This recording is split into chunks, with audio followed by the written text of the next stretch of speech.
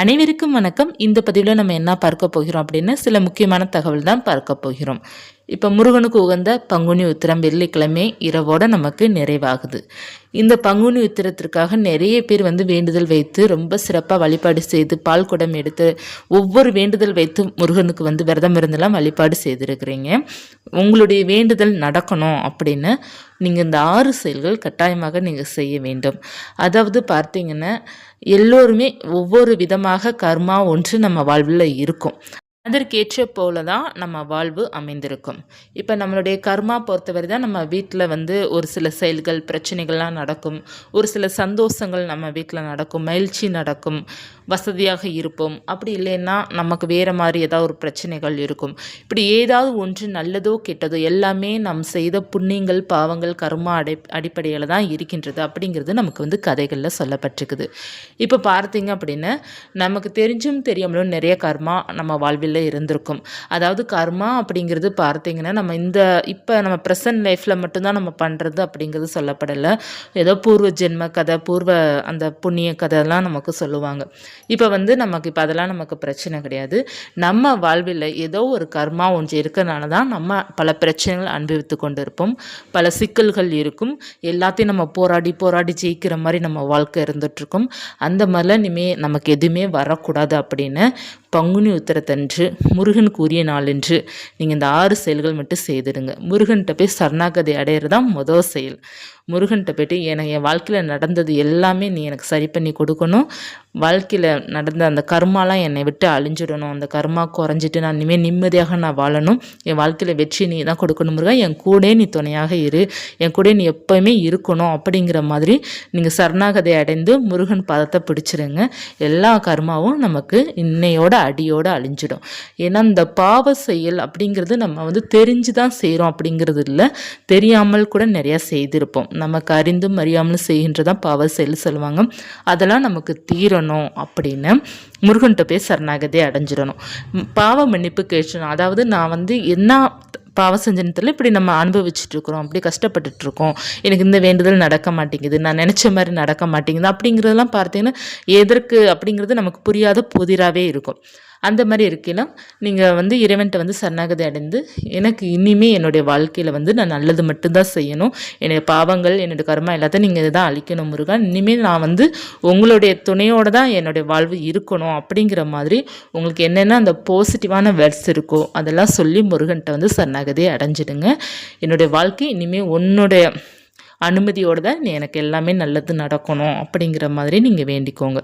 இந்த மாதிரி நம்ம வேண்டிக்கிட்டாலே நமக்கு இருக்கிற அந்த பாவங்கள் எல்லாமே விலகிடும்.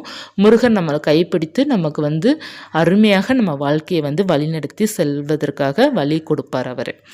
அடுத்து பார்த்திங்கன்னா நம்ம தானம் தர்மம் செய்யணும். இந்த தானம்ங்கிறது பார்த்தோன்னா பறவைகளுக்கு பண்ணாலும் நமக்கு தானம் அப்படிங்கிறது தான் குறிக்கும். இல்லைன்னா மனிதர்களுக்கு நம்ம முடியாதவர்கள் முதியவர் இருப்பாங்க இல்லையா, அவர்களுக்கு நம்ம செய்யும்போது தானம் தான் குறிக்கும். இந்த மாதிரி நீங்கள் தானம் தர்மம் பண்ணிடுங்க. ஏன்னா நமக்கு புண்ணியங்கள் சேர தான் அந்த பாவங்கள்லாம் நமக்கு குறையும்.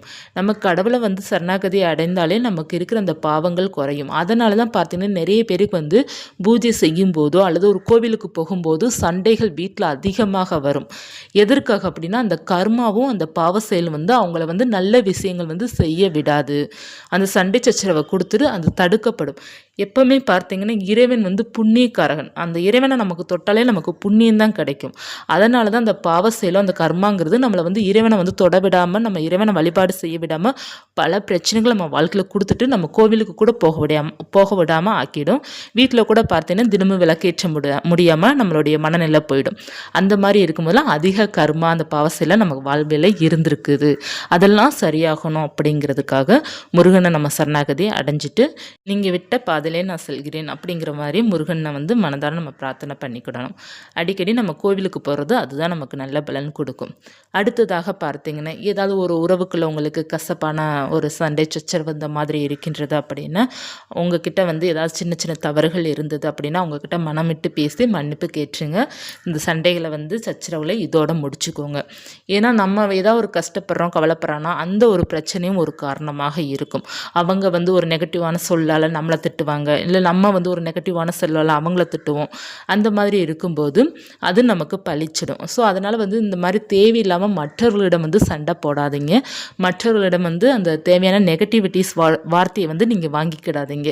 யாருடைய வாழ்க்கையில் வந்து குறுக்கிடாதீங்க. அதுதான் ரொம்ப நல்லது. இப்போ அவங்களுக்கு இந்த பிரச்சனை, அவங்களுக்கு இந்த பிரச்சனை, நீங்கள் ஏதாவது சொல்லி உங்கள் மேலே அந்த பழி விழுந்து இந்த மாதிரிலாம் எதுவுமே தேவையில்லை. யாருடைய வாழ்க்கையை தலையிடாதீங்க. உங்கள் குடும்பம் நீங்கள் உண்டுன்னு இருப்பது ரொம்ப நல்லது. இதை நீங்கள் கட்டாயமாக கடைபிடிச்சிக்கோங்க.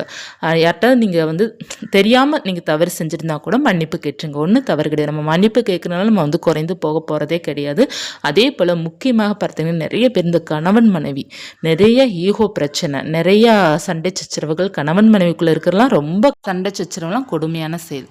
இந்த மாதிரிலாம் இருக்கக்கூடாது. மனம் விட்டு பேசணும், மனதார மன்னிக்கணும். இந்த இரண்டுமே இருந்தது அப்படின்னா அந்த கணவன் மனைவிக்குள்ளே எப்போதுமே பிரிவினை ஒன்றும் வராது, சண்டை சச்சரவு அதிகமாக வராது. இப்போ சண்டை வராமல் எந்த வீடும் கிடையாது, அதிகமாக வராமல் இருக்கணும். அதே போல் வந்து மற்றவர்களால் வந்து எந்த பிரச்சனையும் விடாமல் நீங்கள் தான் பார்த்து கொள்ளணும். ஒற்றுமையாக இருக்கணும்.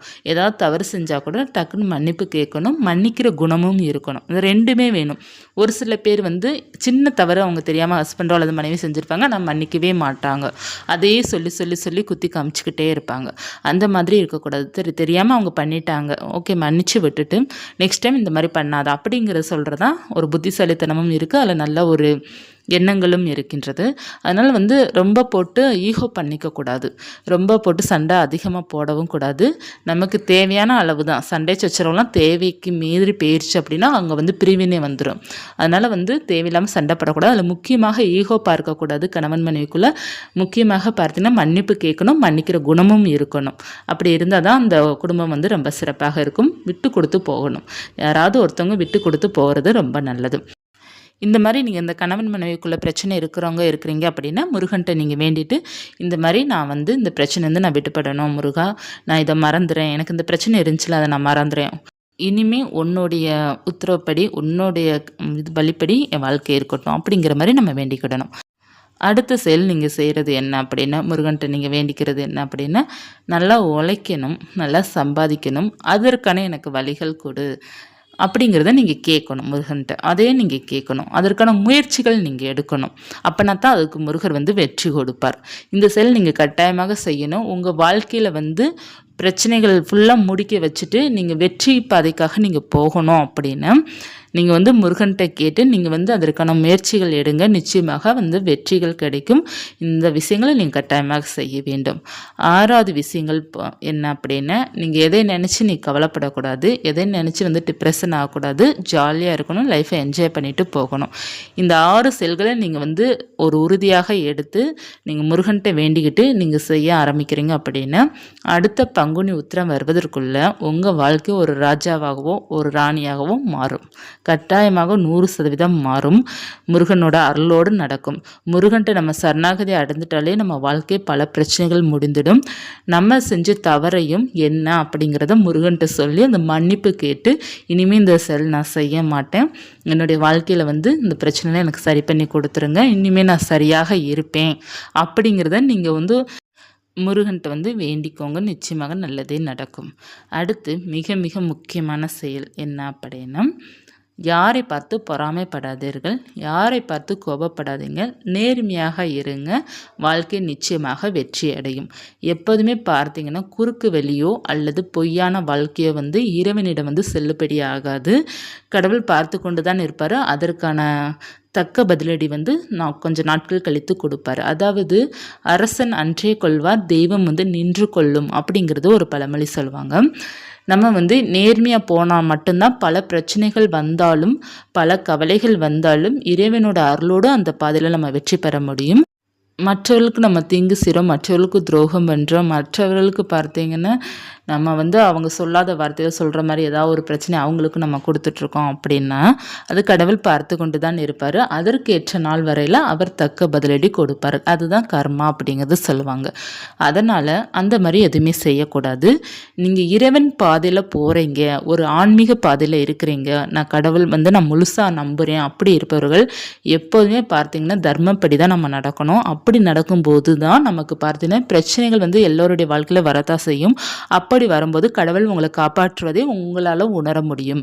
தீங்கு செய்கிறவங்களுக்கும் கெட்டது நினைப்பவர்களுக்கும் எல்லாம் நல்லது போல் நடப்பது போலே இருக்கும். ஆனால் அவர்களுக்கு கடைசியில் பார்த்தீங்கன்னா படாத பாடு பட்டுருவாங்க. ஆனால் நல்லது நினைப்பவர்களுக்கு கொஞ்சம் பார்த்தீங்கன்னா அப்பப்போ சோதனைகள் வரும். ஆனால் அவங்க கடைசியில் வெற்றி அடைவாங்க. அது இறைவன் அவங்களுக்கு பல பாடங்களை கற்பித்து கொடுத்து அவங்கள பொக்கிஷம் மாதிரி கொண்டு போவார். அந்த கெட்டவங்களுக்கு பார்த்தீங்கன்னா அதாவது கெட்ட செயலோடு நம்ம இருக்கிறோம் அப்படின்னா அது ஆரம்பத்தில் நல்லா தான் இருக்கும். போக போக நமக்கு அதுக்கான வினைகள் பலன் எல்லாமே நமக்கு கிடைக்க ஆரம்பிச்சிடும். அதனால் பார்த்தீங்கன்னா எப்போதுமே தர்மப்படி நல்ல எண்ணங்களுடன் நல்ல ஒரு செயலோடு நம்ம செய்யணும். எப்போவுமே பார்த்தீங்கன்னா ஆன்மீக பாதையில் இருக்கிறவங்க அதாவது சுவாமி நல்லா கும்பிடுறவங்க பார்த்தீங்கன்னா எப்போதுமே யாருக்குமே எந்த துரோகம் செய்யக்கூடாது, யாரை ஏமாற்றக்கூடாது, யாருக்குமே நம்பிக்கை துரோகம் என்றுமே செய்யக்கூடாது. தர்மம் உங்களை காக்கும். இதை நீங்கள் செய்து பாருங்கள். இந்த பங்குனி உத்திரத்தன்று நீங்கள் முயற்சி எடுத்து பாருங்கள். அடுத்த பங்குனி உத்திரத்துக்குள்ளே முருகன் உங்கள் வாழ்க்கை எப்படி மாற்றுகிறார் மட்டும் நீங்கள் பாருங்கள். வாழ்க்கை உங்களுக்கு வசந்தமாக மாறும், மகிழ்ச்சியாக இருக்குது. உங்களுக்கு பிடித்தது எல்லாமே அமையும். பிடித்தது போல் வாழ்க்கை மாறும். கடவுள் உங்களுக்கு பண வசதியும் கொடுப்பாரு, மன மகிழ்ச்சியும் கொடுப்பாரு, எல்லாமே கொடுப்பாரு. இதுவரை உங்கள் வாழ்க்கையில் நடந்த கெட்டது அனைத்துமே மறந்துட்டு பங்குனி உத்திரத்தன்று உங்கள் வாழ்க்கை முருகன் பாதையோட முருகனோட நம்பிக்கையோட நீங்கள் புதிதாக ஸ்டார்ட் பண்ணுங்க. உங்கள் வாழ்க்கை மாறும். எல்லாத்தையுமே மறதி மட்டும்தான் உங்களுக்கு நல்ல ஒரு சொல்யூஷன். நம்ம மனசுக்குள்ளே அதை வச்சுக்கிட்டே இருக்கிறோம் அப்படின்னா நமக்கு வலியும் அதிகமாகும். எல்லாத்தையும் நடந்தது எல்லாத்தையும் மறந்துருங்க. இனிமேல் முருகன் என்ன சொல்கிறாரோ அவர் நம்மளுடைய வாழ்க்கையில் என்ன ஒரு பாடத்தை கொடுக்குறாரோ என்ன வழி கொடுக்குறாரோ அதுபடி நம்ம செல்வோம். நிச்சயமாக வாழ்க்கை மாறும். முருகன் அருளால் எல்லோருக்குமே வாழ்க்கை மாறும். அவருடைய பக்தர்களுக்கும் மாறும். முருகர் பக்தர்களுக்காக தான் இந்த பதிவு நான் கொடுத்துருக்கிறேன். கட்டாயமாக உங்கள் வாழ்க்கை நிச்சயமாக மாறும். 100% மாறும். அடுத்த பங்குனி உத்திரத்துக்குள்ளே நம்மளுடைய சப்ஸ்கிரைபர் எல்லாருமே பார்த்தீங்கன்னா சிறப்பாக அவங்க வாழ்க்கை மாறி இருக்கும். நல்ல பொருளாதார முன்னேற்றமும் இருக்கும். நம்பிக்கையுடன் இருங்க. அடுத்து முருகனுக்குள்ள விசேஷமான நாட்கள் வர்றதுக்குள்ளேயே உங்கள் வாழ்க்கை நிச்சயமாக மாறிடுக்கும். அதாவது பங்குனி உத்திரத்துக்கு அப்புறம் வைகாசி விசாகம் வரும். நீங்கள் தொடர்ந்து பாருங்கள். நம்பிக்கையுடன் நீங்கள் இதுவரை நடந்தது எல்லாத்தையும் மறந்துட்டு இனிமேல் உங்கள் வாழ்க்கையில் முயற்சிகள் எடுத்து பாருங்கள். உங்கள் வாழ்க்கை சூப்பராக அமையும். இந்த பதிவு உங்களுக்கு பயனுள்ளதாக இருக்கும்னு நினைக்கிறேன். இருந்தால் லைக் பண்ணிக்கோங்க. இது போன்ற தகவலுக்கு சேனல் சப்ஸ்கிரைப் பண்ணி வச்சுக்கோங்க. நன்றி.